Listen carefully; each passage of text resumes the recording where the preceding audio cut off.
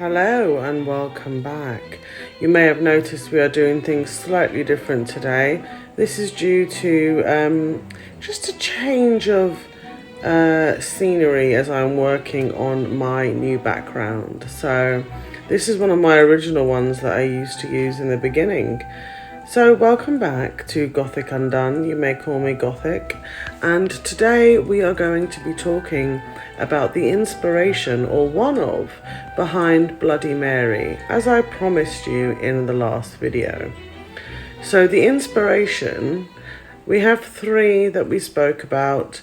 One was, of course, Queen Mary, Queen of Scots, because she did literally have the nickname Bloody Mary. However, as I mentioned before, I don't see what she would have against teenage girls or the mirrors necessarily being a portal for her. There's nothing really in her history that, is connected to that.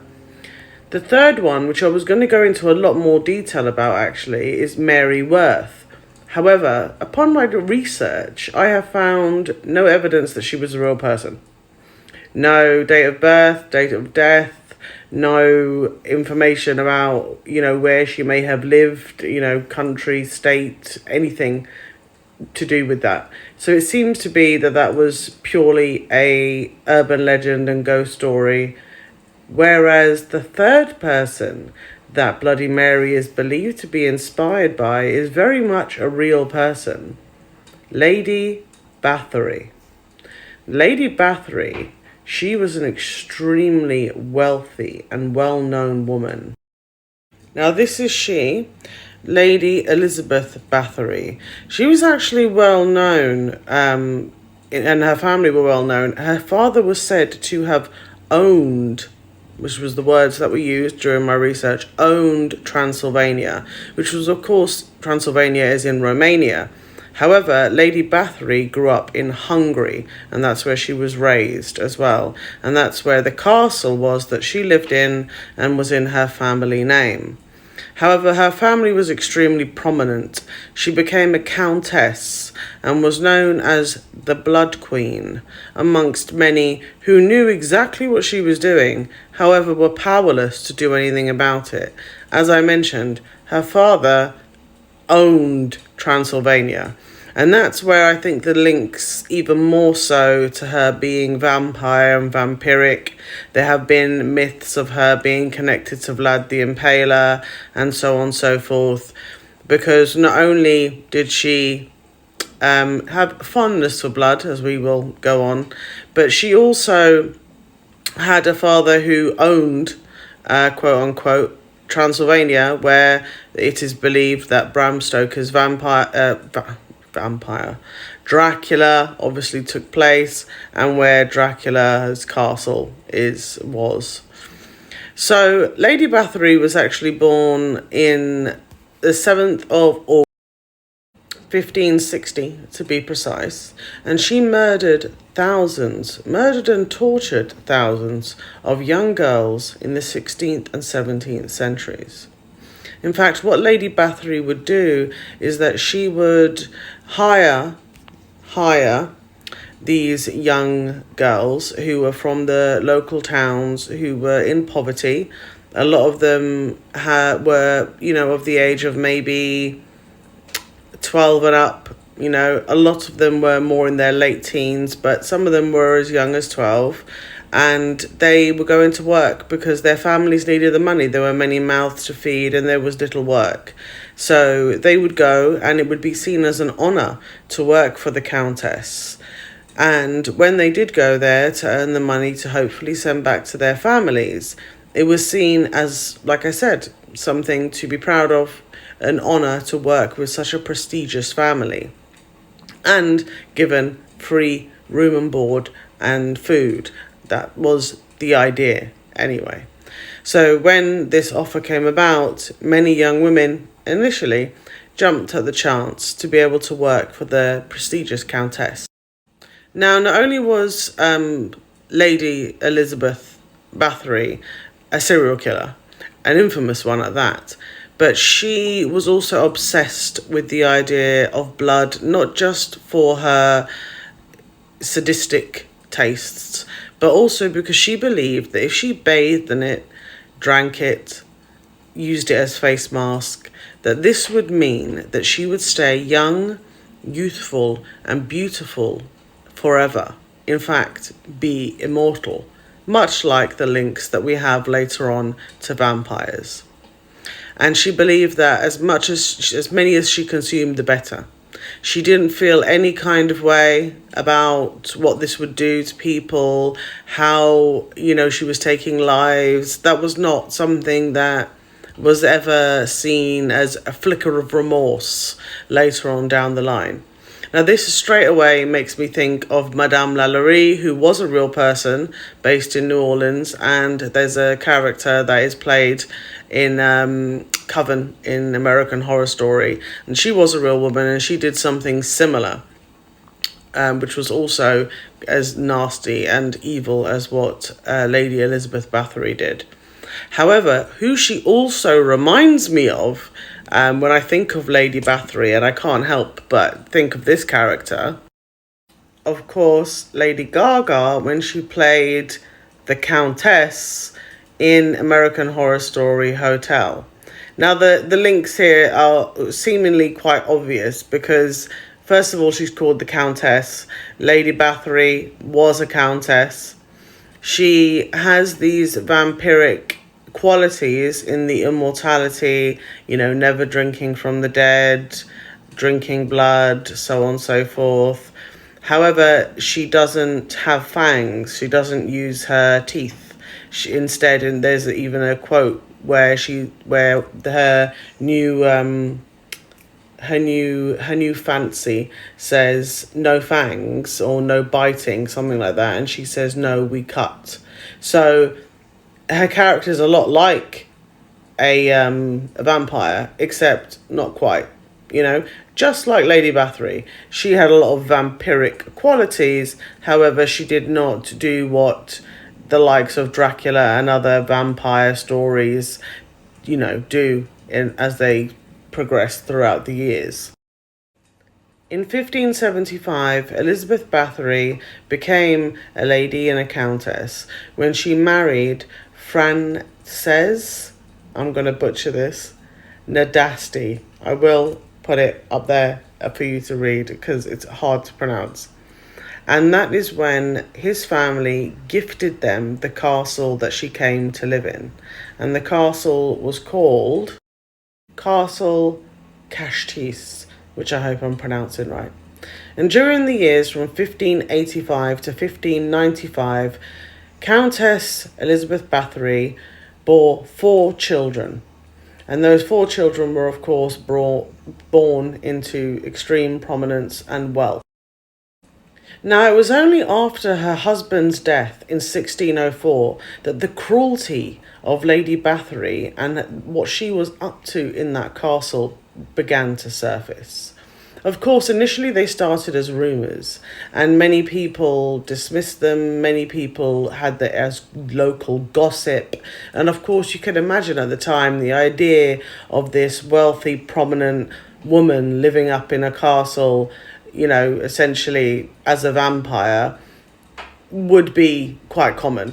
The other thing is, though, because she then became a widow, she no longer had the protection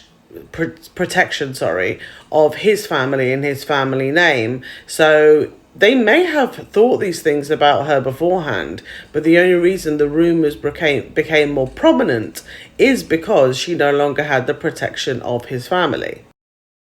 Now, it is said that thousands of what they called peasant girls were tortured for her pleasure. Some she made partake in the torture before she slain them as well. Some of them were her help and, helped her get rid of the bodies afterwards. But she did kill thousands of peasant girls. And eventually, obviously, when thousands of peasant girls were going missing, this raised a lot of eyebrows. But again, like I said, because of her prominence, because of her title, nothing was done about it. There was only something done about it when she made a grave error. and she happened to have slain somebody who came from a very prominent family. And it turns out that it wasn't just one woman of nobility that she did slay, and I don't mean that in today's sense, and take their life and drain them of their blood, but it was more than one. And of course, once that started happening, people actually started to pay attention and care, because before that, when it was just peasant girls, they didn't care. We're talking the 16th and 17th century. They couldn't have given a damn. And, you know, it is still something that we see in today's, you know, true crime, where when it's considered a person who is not somebody who's going to be missed in particular, some people who have the prejudice against certain people of certain, you know, backgrounds, the police and the public don't really care. But yet when it's someone of a certain background and ethnicity, people pay more attention. So this is a tale as old as time, evidently. In this particular case, once this came to light, and once it was many, not just one, and no longer the peasant women, but women of more prominent family, her cousin Gregory was actually tasked to investigate and look into exactly what Lady Bathory had been up to. Now, it was said that during Gregory's findings, he found that between questioning of her servants and obviously evidence that had been found around the castle, that he found evidence, allegedly, that she had executed and slain 600 young women. However, the true number is believed to be in its thousands. Once this happened, she was put on trial in 1611, and there are records of this trial. Now, the servant girls that helped her, as I mentioned previously, they weren't put on trial at all because, of course, they were considered of lower class and peasants. Therefore, they were simply executed for the partaking of these crimes. Even though, yes, what they did was wrong, I very much doubt they had any choice. It was either that or them, I'm quite sure. Now, what is interesting, though, in all the stories about Lady Bathory, and the reason I link her to Bloody Mary and why she may want to torment young girls at slumber parties, is because mirrors are often known as portals. And when something or someone is summoned through a portal, and what's on the other side to the being or entity may be considered desirable, they would want to come through that portal and maybe take the person that's on the other side. And that's why I think the story of Bloody Mary is more than likely linked to Lady Elizabeth Bathory than anybody else, because teenage girls were the ones she had a penchant for. It was nobody else. And it's, around the name Bloody, she was known as the Blood Queen, she was known as the Bloody Countess, and even though her name wasn't Mary, it was Elizabeth, Mary was an extremely common name at the time, and it could just be something that through the generations was used and coined. Now, do I believe she is the one that is definitely going around doing these slayings? Well, it's just a myth. It's just a legend, after all. Nobody's really getting snatched through mirrors or slain in their bathrooms while they're at a slumber party.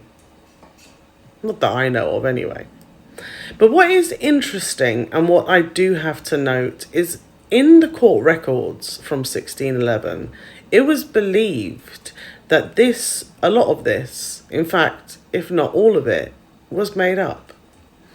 When a woman, especially in those ages and many ages to follow and before, became a widow and was no longer under her husband's protection or her husband's family's protection, she was seen as vulnerable if she did not remarry. Now, if she'd remarried, she would no longer have the castle. And obviously she wanted to stay in the castle. And it is believed that there was another family, and when I say another, I mean her birth family, who owed a debt to a man named Matthias. And it was believed that the reason why Lady Bathory wasn't executed, wasn't put in an actual prison or dungeon. In fact, she was confined to her chambers until she died at the age of 54.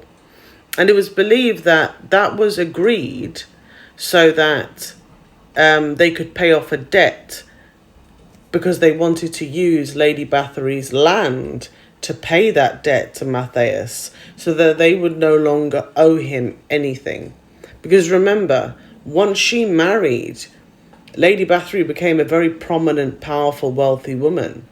But without her husband there, her family could easily take charge and then become the ones to almost control by, again, making her out to be something that maybe she wasn't. Like many women at the time who were made out to be insane, hysterical, suffered from melancholia, and so on and so forth. So that raises the question, was this politically motivated? Did Lady Bathory actually do any of the things she was accused of? Because during those actual court trials and during the records that you can still find today, one of the most prominent facts was about the debt that her blood family, her birth family, owed Matthias, and that they paid it off with Elizabeth Bathory's land once she was imprisoned. And the agreement was that she would then serve out her days, her last days, in her chambers, rather than a prison cell or being executed. So it leaves it up for debate, like with a lot of these stories, whether they become legend even though they are based on some truth. How much of it is truth, we don't ever really know. But needless to say, if anybody was going to be behind the urban legend of Bloody Mary, my money would most definitely be on Lady Countess Elizabeth Bathory. Whether she was a victim of the times and of simply being an unmarried woman, so the politics of her family, or whether she in fact did think that she could live forever with the blood of innocent young women. That, as always, is for you to decide. I hope you enjoyed today's tale, and I hope you can join me again for the next one. As always, I appreciate your company. Thank you so much. Please remember to like and subscribe, and please hit that notification bell so you can be updated again when I post my new video. Stay spooky, stay safe, and I shall see you next time. Bye.